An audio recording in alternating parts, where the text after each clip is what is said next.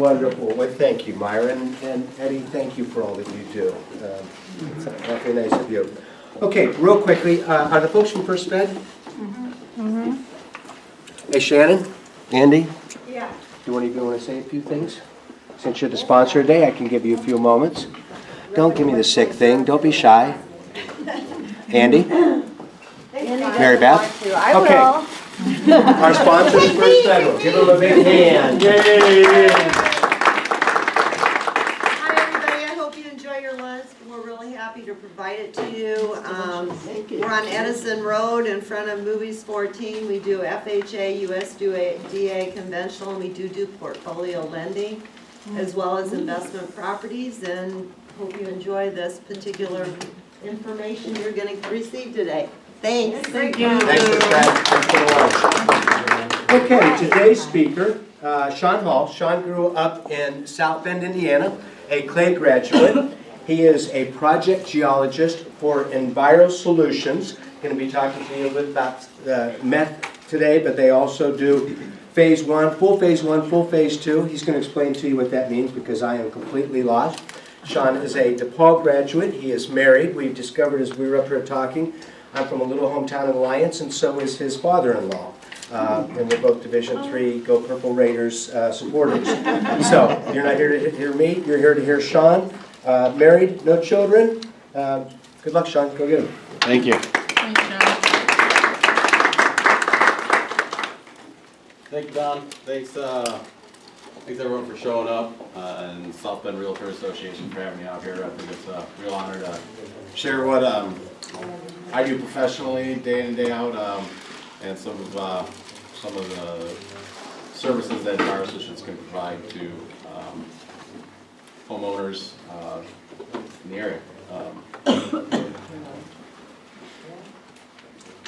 It is.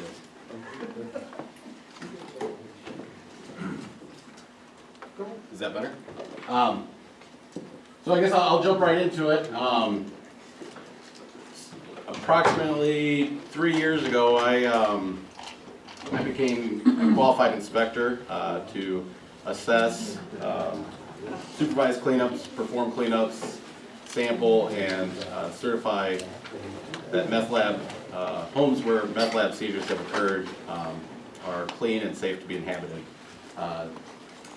That service is typically provided to homes where meth lab seizures have occurred, but it also is a service that can be provided if there's suspected contamination through, in maybe in your case, prospective buyers, or through word of mouth.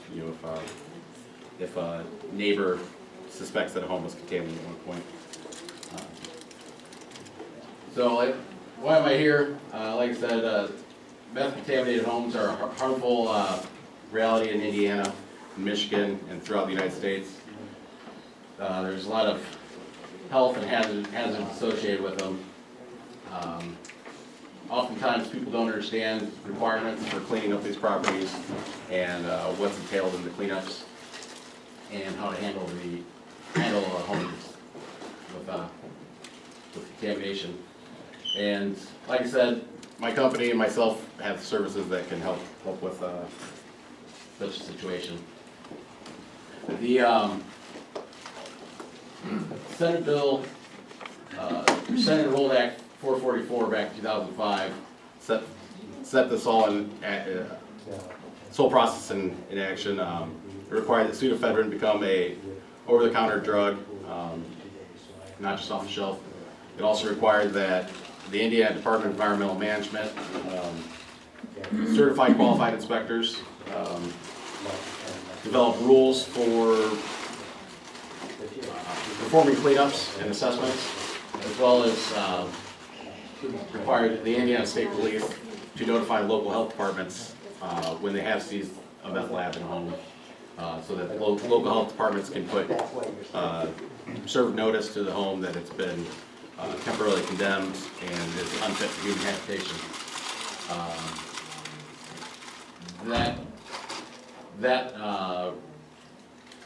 That bill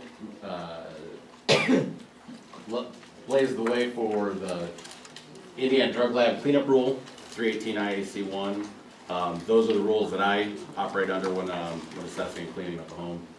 And we also created IC 164120, which are the rules that your local health departments will act under for condemning and clearing homes, as well as it led way to, which probably a document that you folks are more familiar with than I am, the seller's disclosure agreement, and particularly on the backside, where I've gotten a lot of questions as of late, I think in the last 2 years perhaps, a year and a half, are the section 3, the hazardous conditions, items 2 and 3.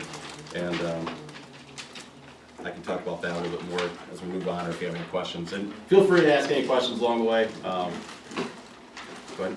I heard Indiana leads the nation in the most meth labs that have been found. Is that true? Or was it a small state? I was shocked by that. That's true, and it's been true for the last couple of years.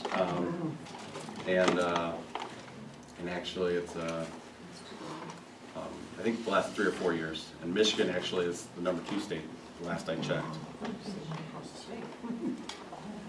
We didn't hear the question back here. Oh, sorry. She asked. You could repeat that and maybe talk up a little bit. Yeah, sorry about that. She asked if Indiana led the nation in meth lab seizures, and the answer is yes. They do, and they have. Indiana has led the nation in the last 3 or 4 years, and in 2015, last I checked, Michigan was the #2 state with that unfortunate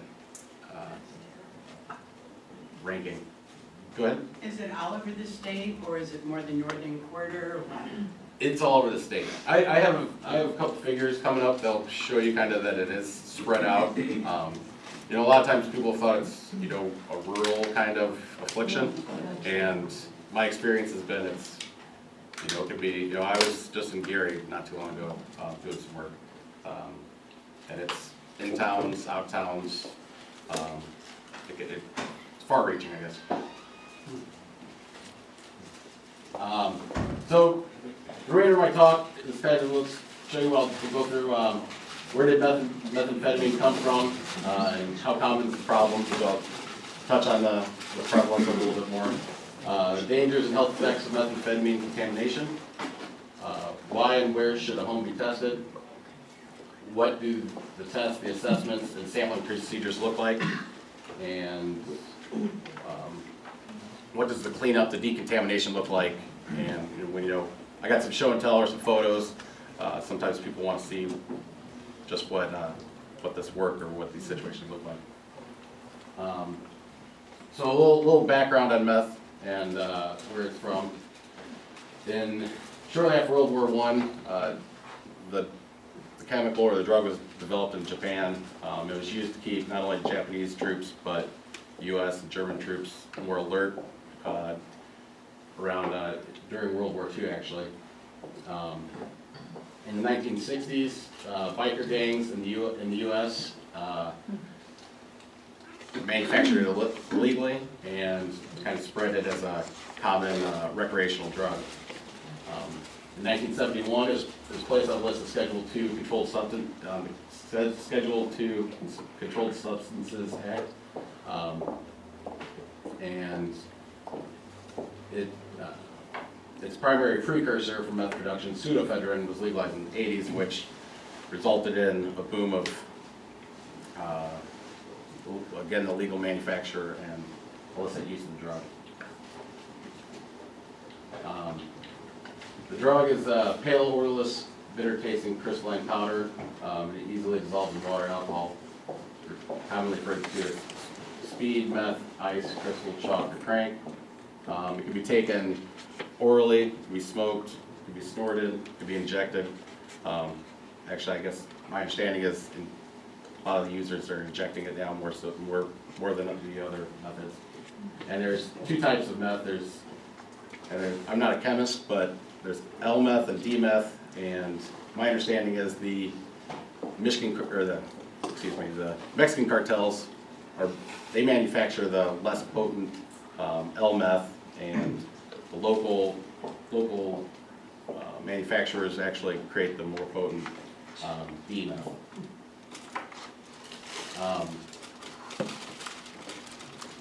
The drug itself is highly addictive. It creates potent stimulants, or it stimulates the user, and it releases a lot of high levels of dopamine. Just chart, and I don't know the units in percentage, but you kind of see the comparison, for comparison's sake, where food, sex, cocaine, and meth rank amongst each other. And I think the lesson learned here is don't use meth because it's going to ruin your appetite for pizza. If you're like me, you love pizza. How about sex?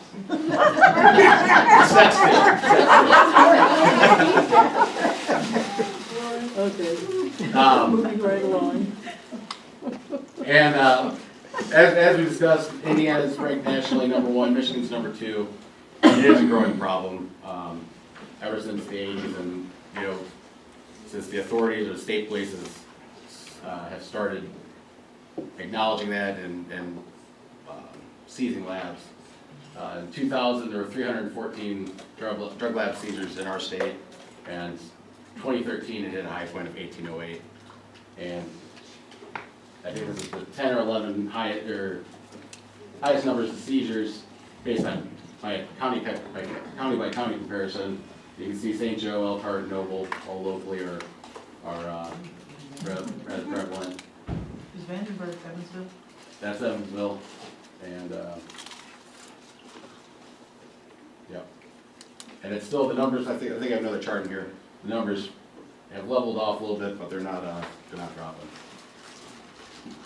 Yeah, so here's your year by year comparison for Indiana, and here's the 1808, and we're still pretty high with over 1,000, almost around 1,500 seizures per year.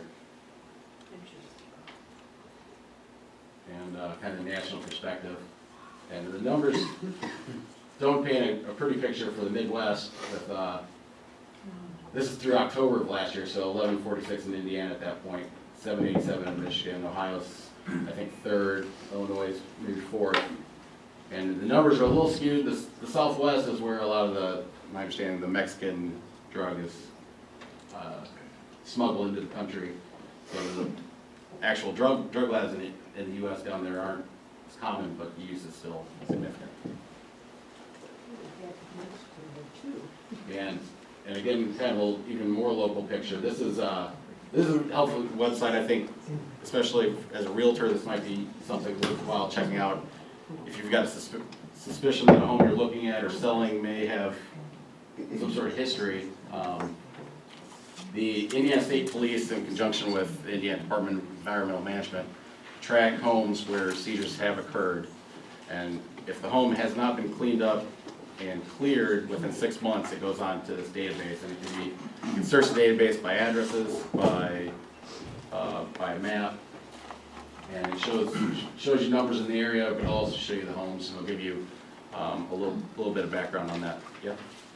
Do they know a reason why we're so high in that class? I mean, is it just easier access to the Long winters.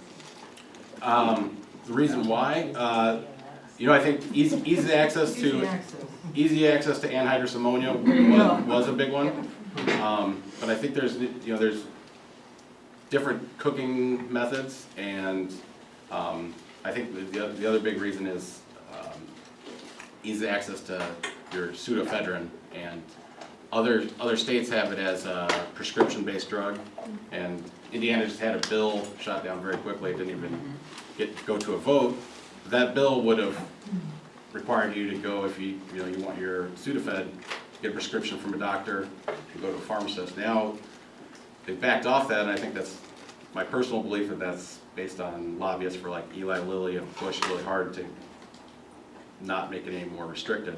But for example, I know Mississippi had a very bad problem, and they made it a prescription-based drug, and their numbers dropped by 90-95% within 1 year. So it's easy access to the materials.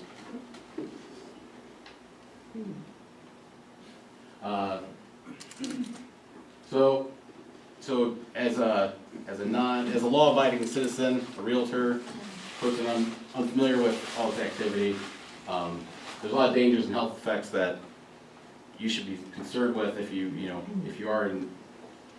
come across a home with this contamination. And that's due to, when they do cook the drug, it behaves like smoke damage for a home. They'll have, I'm sure most of us are familiar with now, unfortunately, that the drug can be cooked in a couple Coke bottles or Mountain Dew bottles, and they'll be lined with some tubes coming out of them, and have kind of like a little chemistry set, more or less. And they've got to open up these bottles periodically, and they call it burping them, and that releases the toxins and the methamphetamine throughout the home, and that, as well as smoking the drug and whatnot.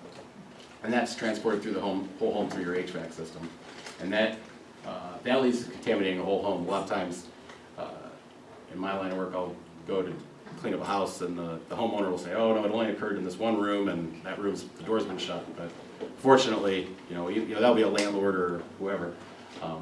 That can spread through your ductwork and reach the rest of the home. So, like I said, the structure and all the items in the home become contaminated. It'll soak into your couches, your furniture, your beds, your carpet, whatnot, and then periodically that soaks in, and then periodically releases back into the atmosphere.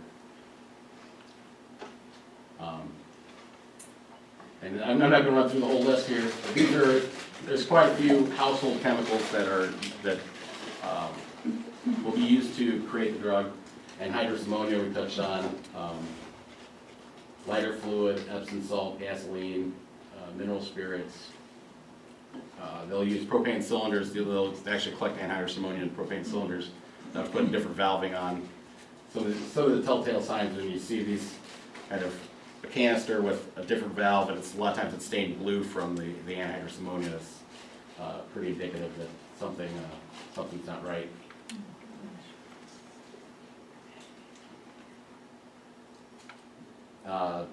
And as like I said, as a law-abiding citizen, there's certain health exposure concerns to this drug and to these homes that you need to be aware of, and those include, unfortunately, meth cooks don't tell you how much of each chemical, what chemicals they're using when they're cooking the drug. So a couple of the first items are tough to truly know, such as which chemicals were used, how much. But the exposure pathways are what I try to address when I do my work, and that's making sure we're using personal protective equipment. So covering our hands, covering our feet, gloves,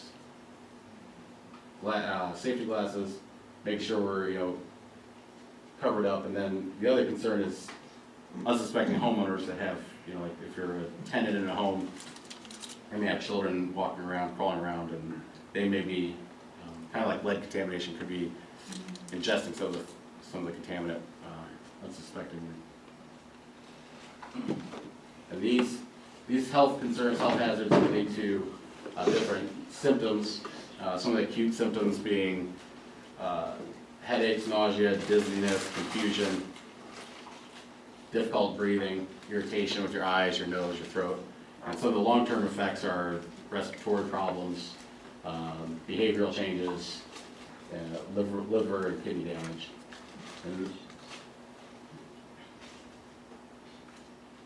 And like I said,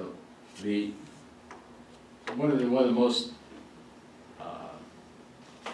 children are one of the most susceptible to these hazards, and the state actually sets their cleanup levels pretty low, with the thought that children are the most susceptible and can be most harmed by exposure to methamphetamine. And here's kind of a sad fact is the number of children that are found taken from homes where meth labs have been seized. We had 323 this last year. So when should a home be tested? The most common situation that I work with are when state police sees the lab, the homeowner, a landlord, a property management group, or sometimes the actual perp, are looking to get back in the home. It's temporarily quarantined, and they can't get in, or temporarily condemned, excuse me, they can't get in. That's the most common situation. The other situation I've come across is with sheriff sales. You can't sell the home until it's been cleared. Sheriff sales, counties can actually sell the property even if it's still condemned.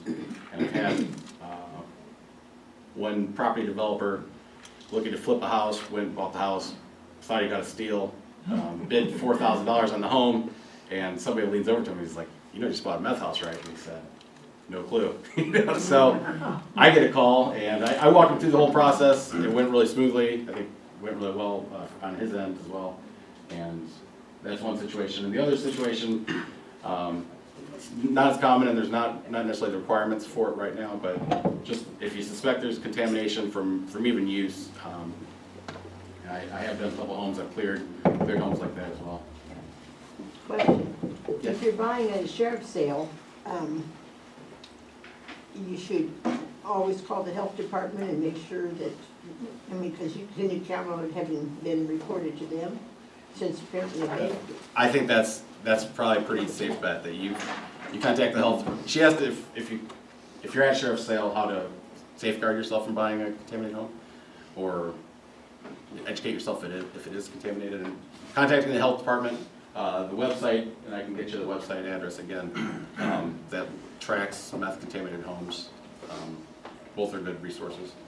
They should have to disclose that.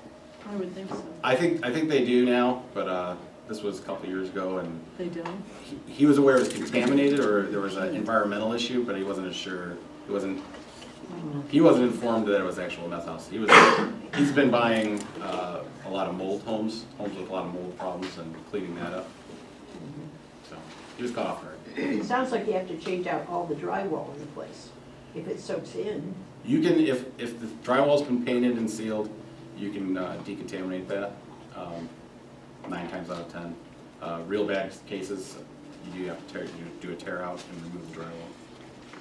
Does it look different? Is that how you know which you have to do? I wish. She asked if it looks different, and not all the time. But what we do is we'll assess, we'll collect samples, and those samples will tell us how bad it is. The contamination isn't always staining and as obvious as you'd like it to be, but Can we'll you sense. just do an air quality test, like say if you're buying a vacant house, that wouldn't tell you? No. No. I mean, it's an invisible contamination. It's not like, so the lab results will tell us what we need to know and how best to approach the cleanup. Probably depends on how long they were doing it, I'm guessing. How long and how recent, and but the residual contamination can last for years and years. Oh, wow. Yes? It sounds like you're talking about two separate issues that may have different risks. One is a house that the state cops busted and identified to the health department, and those should be readily available to anybody. But you have the other side where they have never been busted, but they may have been cooking it and may have lost it, or they may have been using it in the house. Correct. And both of which are as hazardous? Certainly. I mean, the one's just, the tough thing is meth heads don't tell you that they're cooking meth, and if they get busted, they tell you it was one time and it was only in this one little room. It's an unknown how long and what is going on in any home. I mean, that's probably.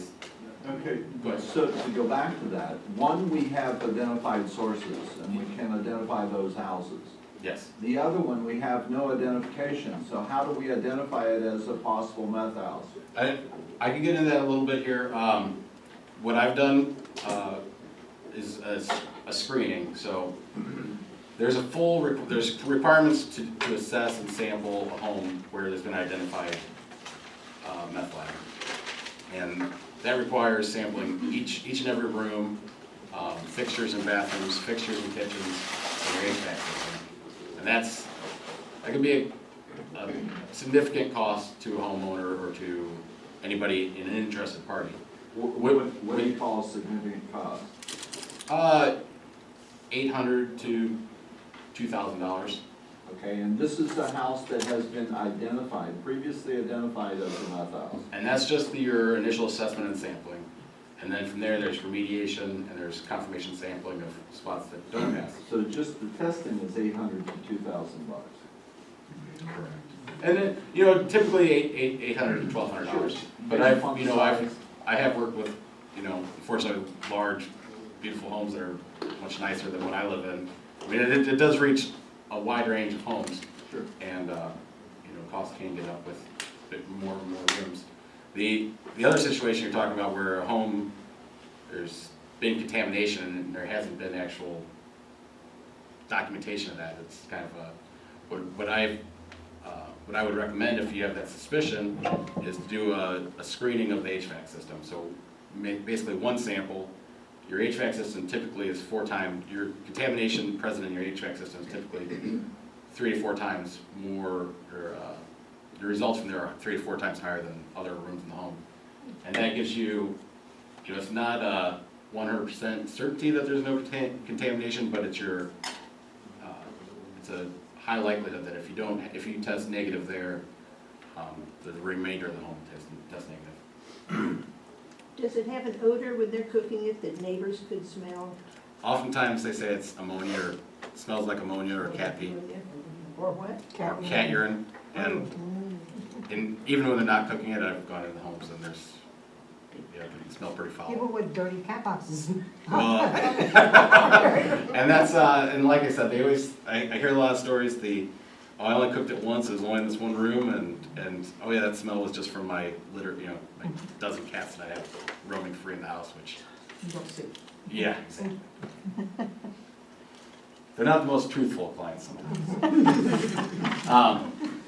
So like, so some of the telltale signs aside from the odor, that are indicative of, hey, there's been a meth lab at a home, or a seizure is, you'll see, you may come across what they call an occurrence report, and that's a one-page document that the Indiana State Police draft. It gives you kind of some basic details about the seizure, where lab equipment or precursors were located, which rooms, for example, what kind of labs present, were there children present, and some details about the officers involved, and that they did their due diligence reporting to fire departments and local health departments. Another sign is, drive by a house and you see a big bright yellow sign that says, plaintiff laboratory man was present at the property. Another one is a notice from a local health department that says the same. But the most obvious and telltale sign is, you know, if you're pulling up and you're showing the house to a client and you see this, you see the SWAT team, pretty good chance you got a meth lab going on. Oh, it's another showing. Interesting. You'll just wait until they finish? Yeah. That's a second showing. So we've kind of walked through some of this, the assessment process. This is kind of the way it works for me, and I think I may have provided a handout which talks about the drug, you know, when there has been a drug lab seizure, the kind of flow chart that I work through and that health departments and state police work through as well.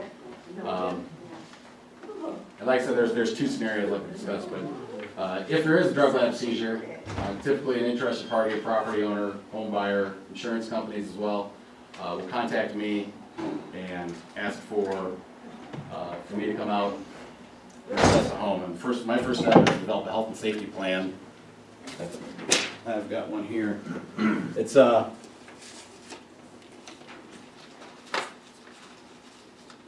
basic report that kind of talks about hazards, health concerns, and personal protective items that I would have to wear in order to safely do my work. And also a sampling plan which describes rooms, types of samples that would be collected, and laboratories that would be used, and such. Go out to the home, collect the samples, send those off to an independent lab. Typical turnaround time is a week for the lab to get their report back to me. I'll also assess the property around the home for such things as burn piles or dumps that would have some of the precursors or where some of their waste would be disposed of. And I think I talked about it a little bit earlier. There's 318 of the Indiana Administrative Code describes my requirements as a qualified inspector to perform these assessments and the sampling. Now, when I do go out for the sampling, I'll collect what's called a wipe sample. I'll take a small piece of gauze, a gauze pad, and wipe a spot on a wall, 10 centimeters by 10 centimeters. The gauze will be soaked in methanol and collected in a sample container. And I thought I'd show a quick example of what that looks like, since I don't think too many people are familiar with wipe samples. Is that accurate?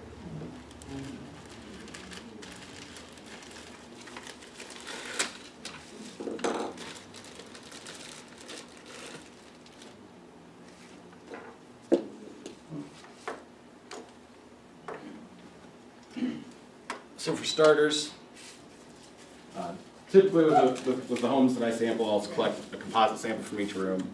The composite sample will be one spot on a ceiling, one spot on two different walls, and then one spot on the floor if there isn't carpet. If there is carpet, I need to choose a flat, smooth surface close to the floor. So for this sake of saving time, and I'll just collect a spot from sample from one location. I'll choose a spot over here on the wall.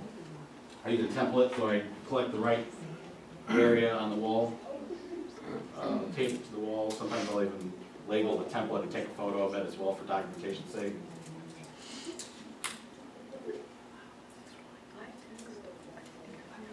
Nothing too fancy, just so it stays put.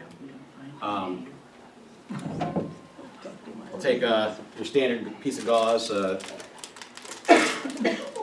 it up, put some gloves on so I don't cross-contaminate samples and skew sample results.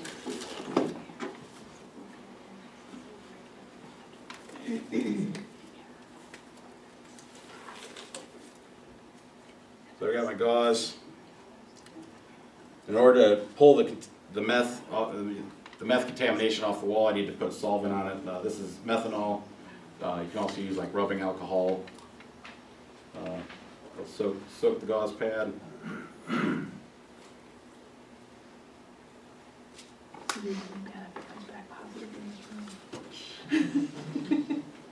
Go here.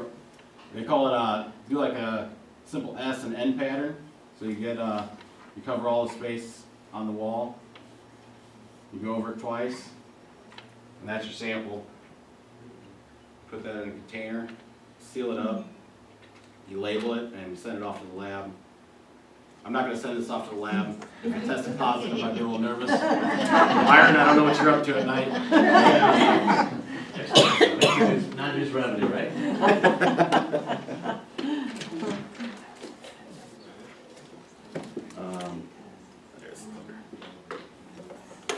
And usually, like I said, it depends on the home, size of the homes, number of rooms, but I'll collect usually on order 10 to 20 samples and ship those off to a lab.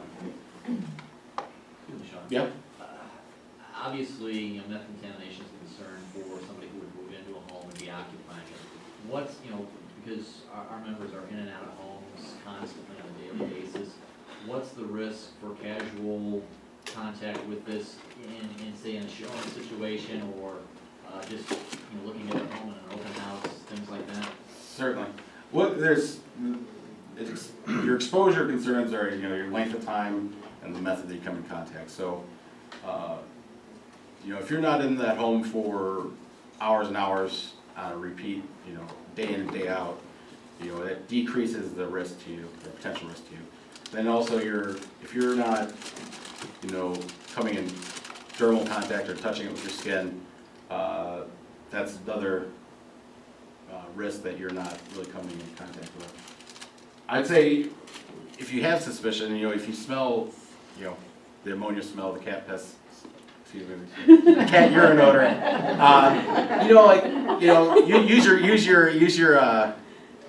use your best judgment, or use your, if it doesn't feel right, you probably shouldn't be there, and that probably goes for that, with other hazards or dangers that you might come into as a realtor. But I was gonna say, odors are a good telltale sign, and if you see, I think I took it out of here, but there's some common signs of like, you see windows that have been covered up with aluminum foil or just blocked out, somebody's up to no good inside. You see, you go inside and you see a lot of staining around the stove or in the bathtub that just doesn't look right. That could be signs of a lab being present. Like I said, soda bottles with tubes coming out of them. A cook isn't going to leave their stuff right there when they've got an open house coming up, to do that day. But things like staining, kind of hard to cover up. Yes? I thought they cooked them in hot water heaters too. They could. I'm not familiar with that personally, and I don't necessarily come. The state police typically remove the labs before, and they will remove the immediately hazardous substances out of the home. So for evidence and for safety reasons, but I'm sure they do that as well as a lot of other stuff. Yeah. To mitigate per room, what are you guys looking at now? I know a couple years ago, when we had a training on it, it was like $10,000 a room. What are you seeing? Cost-wise? Yeah. I've had for a whole home, between 5 and 15 roughly. And that, there's a lot, we'll talk about a little more detail, but that covers your cleanup and decontamination. So you have to remove carpet, padding, all the contents, dispose of that in a landfill, and then wash and decontaminate surfaces. The other question is, I had someone that was listing their house that they knew their neighbor next to them cooked meth, and they were on a well system, and they were worried about that getting into their aquifer. What are the chances? It's limited. Your bigger concern, I think, would be so part of the cleanup process with wells on septic is to have the septic pumped, and my understanding is that that's a precaution for all the chemicals that are used in cooking the drug. They're all washed down. They just dump it down the drain. So you've got your camping fluid, your camping fuel, and drain cleaner. Like gallons and gallons, and it goes down there and it just sits there and that seeps out. So those are the chemicals you would be more concerned about, and I think you can collect. You can sample the well water, and that'd be your easiest way to assess the concern of a neighboring property like that. So then how do they go after someone that, they can't sell their house if it comes back, that their water is contaminated? How do they go back on those people? That's a question for a lawyer. I think. That's a great question. I don't mean to make light of it because it's an honest concern. But I do think you would want, that's where your sampling would be critical, your results, and then you'd want to approach, probably get an attorney involved in. Yes? Do you have any indication that even the normal transfer water test would pick up any of these chemicals? Well, some of the solvents and if they test for VOCs. VOCs, yeah, exactly. But most water tests aren't going to test for VOCs. And that's where I guess I would advise, if you do have that suspicion, beef up the chemicals of concern that you're investigating through a lab. Volatile organic compound. So your like gasoline, camping fuel, those kind of things are high in VOCs. Did the contaminated materials have to go to a certain kind of dumpster place, like a hazmat? They're classified as non-hazardous waste, but they do have to go to like a class 2 landfill. So most of your landfills around here are class 2.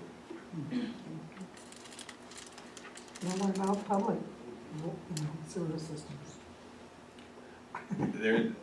Unfortunately, it's a situation that is once it's past the home, it's tough to really address. But water treatment plants or wastewater treatment plants are pretty robust, and they can handle, you know, they're not only, you know, meth cooks aren't the only ones that are flushing, you know, a pint of oil down the drain every week, you know, so they're equipped to handle separating oils and different products out of the water, treating other chemicals as well.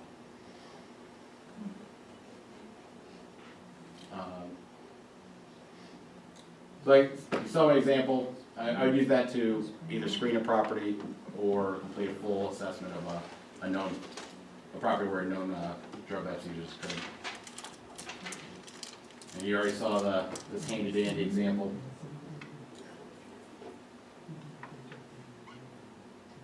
And it's a little bright, but sometimes homes and even tobacco can do that. You know, you've been in there and you wipe a segment clean, you can see where all the residue off the ceilings left a white square where the samples been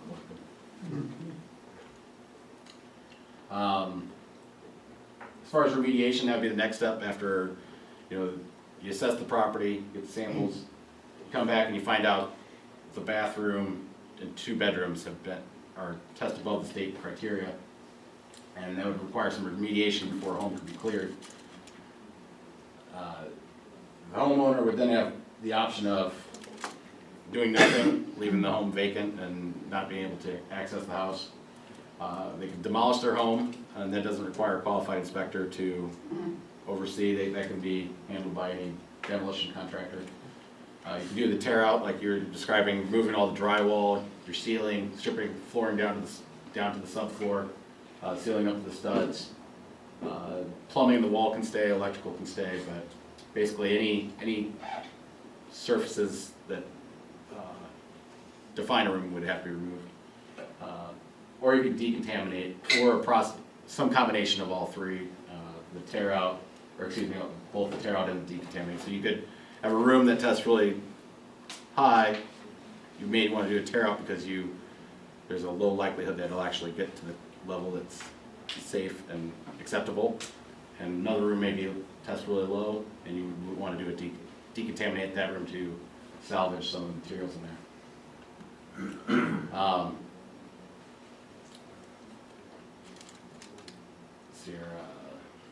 There's the EPA has voluntary guidelines that are pretty common in our line of work that describe how to approach the cleanups. One of the common pieces is they call it the triple wash, triple rinse. So you go in, you wash a wall, you rinse the wall, you wash the wall, rinse the wall, wash and rinse one more time. We'll actually do kind of a combination of that and use a proprietary cleaner. It's a peroxide-based cleaner that actually breaks down the chemical off the wall, and as well as other residues.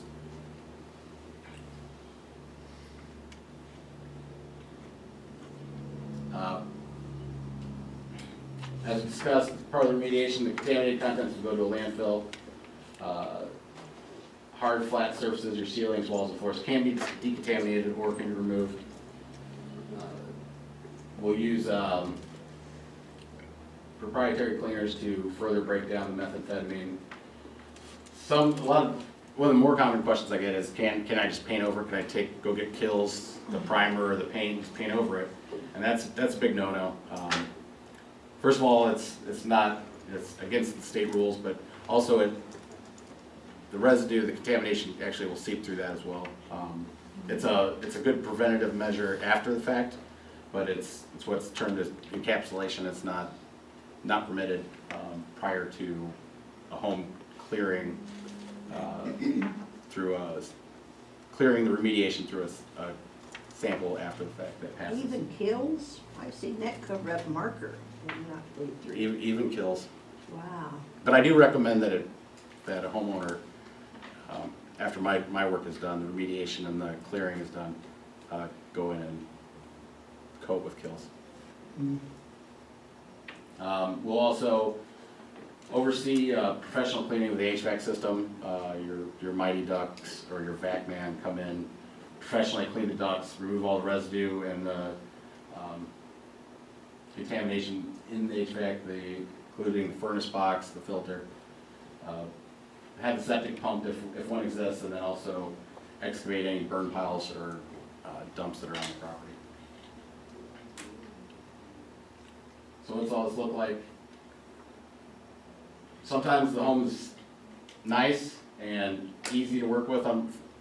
This is, in my opinion, it's clean, it's tidy, but it is contaminated. Don't be fooled. They've been cooking meth in there for an unknown amount of time, but it relatively meets kind of past that eye test of it being not a paint work. I'll just put it that way. Sometimes the home's been cleared out. This home actually on the right-hand side, the landlord evicted the neighbor, or excuse me, evicted the tenant. Called me up. We showed up, and he opens the door's unlocked. He walks in, and all the woman's stuff is moved out before he even knew it. Then we get a little more common, the bad homes. You see a little more of the porous items, the recliners, the carpet, the padding, clothing, that can actually absorb the contamination.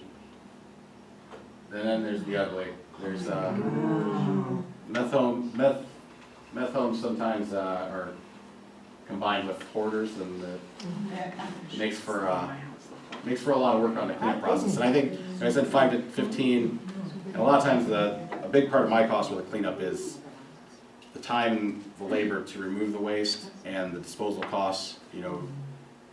I think this home had 5 30-yard roll-offs show up to it to just remove all the stuff, which it's a lot of stuff.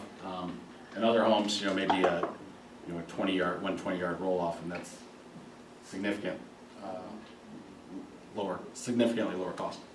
Yes? So, like, this is a black and brick, you can't really replace that if it can't be decontaminated by scrubbing. Yes, good point, and that's where using like proprietary cleaner helps get into the block and break it down. But that's a good point, and Is it more, well, in some situations it might be more porous surface than drywall.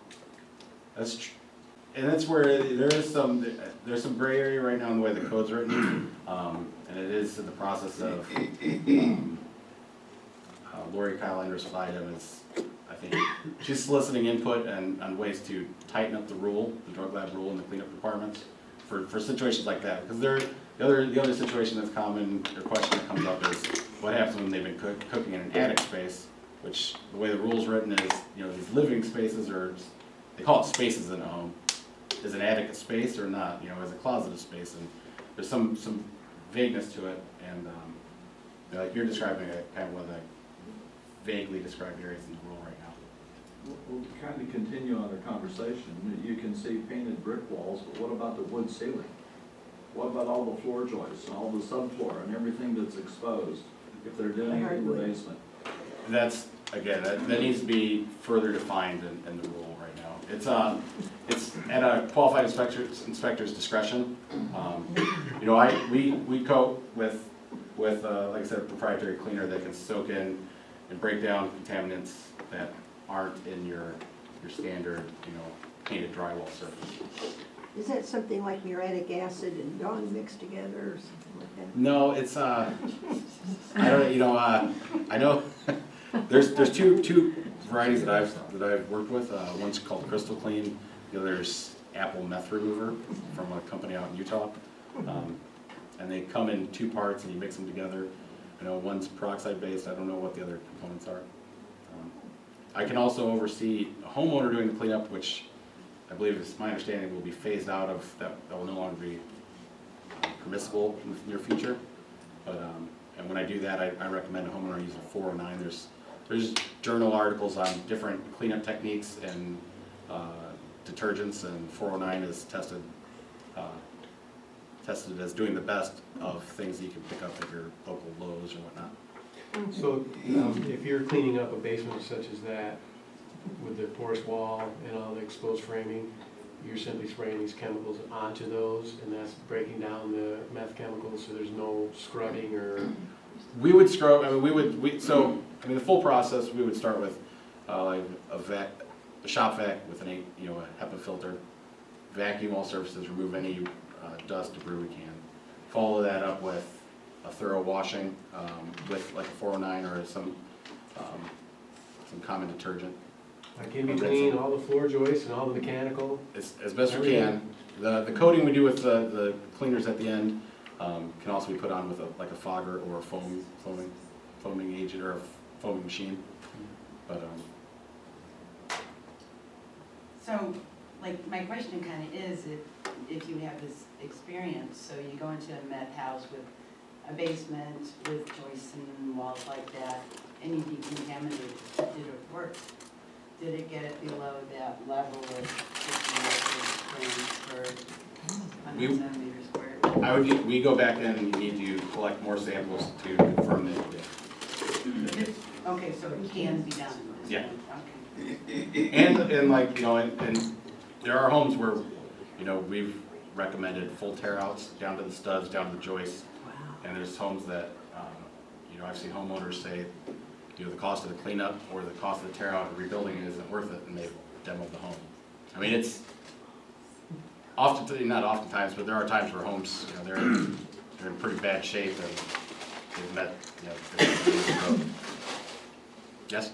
I have one that has been cleaned up and everything, and I have the documents, and I think the county had to come back in and give the homeowner a clean bill of health on the property, correct? The local health department is the only entity that can actually do the final clearing of the home. What I provide is a certificate of decontamination at the end of this process, and I provide that to the homeowner, the local health department, the state health department, and the Indiana Department of Environmental Management. Through the whole process, we stay in close communication with, especially the local health department, and they will come in.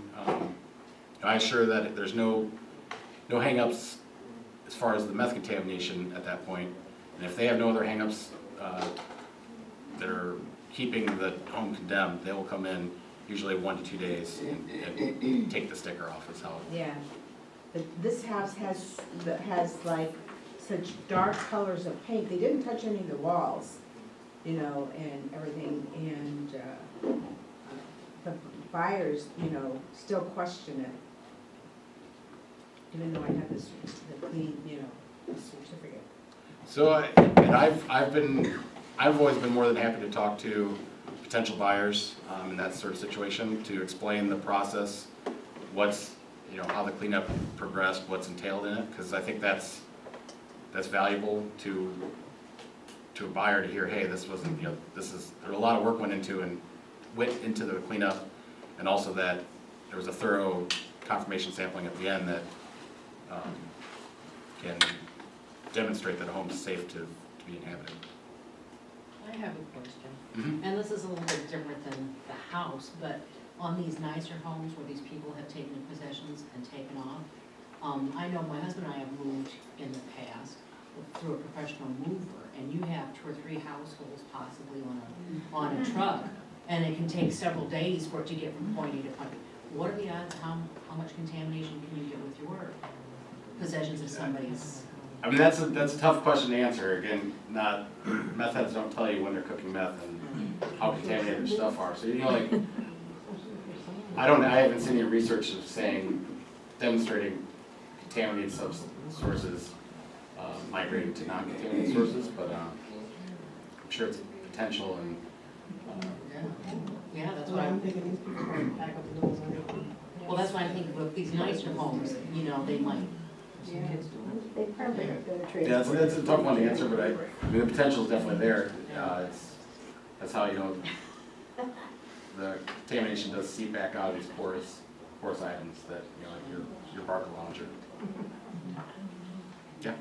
Is that your form here, check with your insurance carrier, see if they'll cover some of the costs? Do you find there are insurance companies that cover? Yeah. So. I mean, is there a separate thing on your insurance that they don't want to cover in case my house becomes a meth house or? It's called a meth.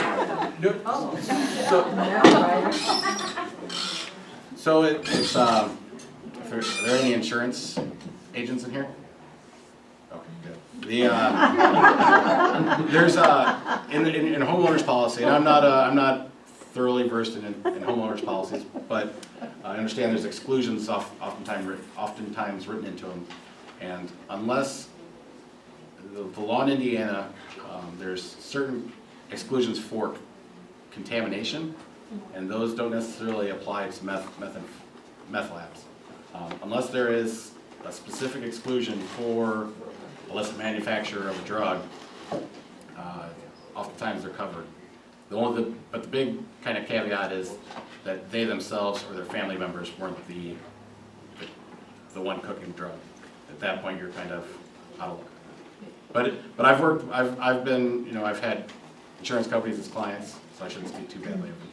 And I've had homeowners that have contracted with me and then been reimbursed. I mean, it's common. I mean, maybe a third of my work has some sort of insurance coverage. As far as the regulations go, like you were saying with the local health department, all that is for a lab that's been busted, or and then that's where it stops. So if you go and you suspect after the fact, there is no real regulation as to how it's done. Not at this point. Yeah, and that's something that has the potential to change in the near future within the next year or so. But at this point, that's unregulated, and it's at the homeowner's discretion or anybody involved's discretion at, hey, is this house safe or not, and do you feel comfortable signing off on that, during a property transaction.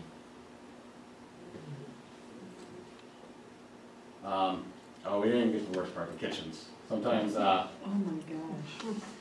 state police don't necessarily call and give them a heads up that they're coming, so they may be in the middle of cooking a meatloaf. And I had the unsavory reality of seeing that meatloaf a month later when I couldn't quite sandwich.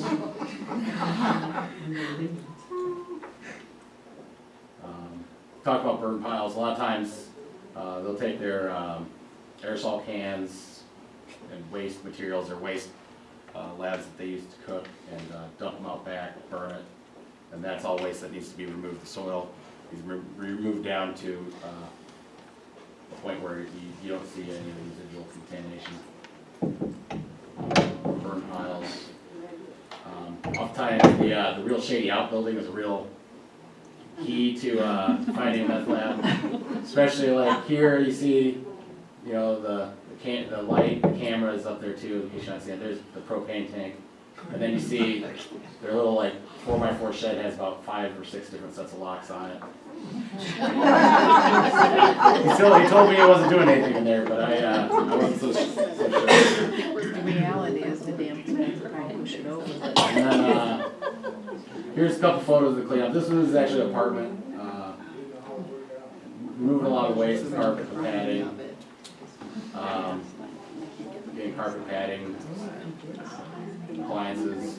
I'll take a lot of photos during the process to document that stuff's coming out, it's going in a dumpster, that's being hauled off site.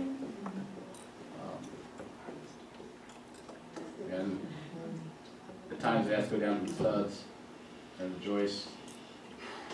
A couple of these were kind of mixtures where, I know the picture on the left, there was kind of like almost a cardboardy ceiling tile. We pulled that out. My judgment, I couldn't clean properly, but the walls stayed.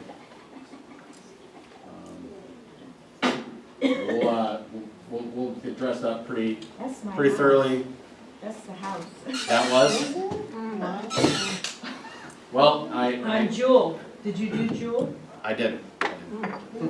So I'd be happy to talk with a prospective buyer. It was a lot of work. An investor's got an offer. It's in it's a mess, but yeah. Well, I know it's been cleaned thoroughly. I can tell you that. I apologize for using it as a. I recognize. I don't want to go back and show the other photos. The 4 photos might tell them, hey, it's coming one way.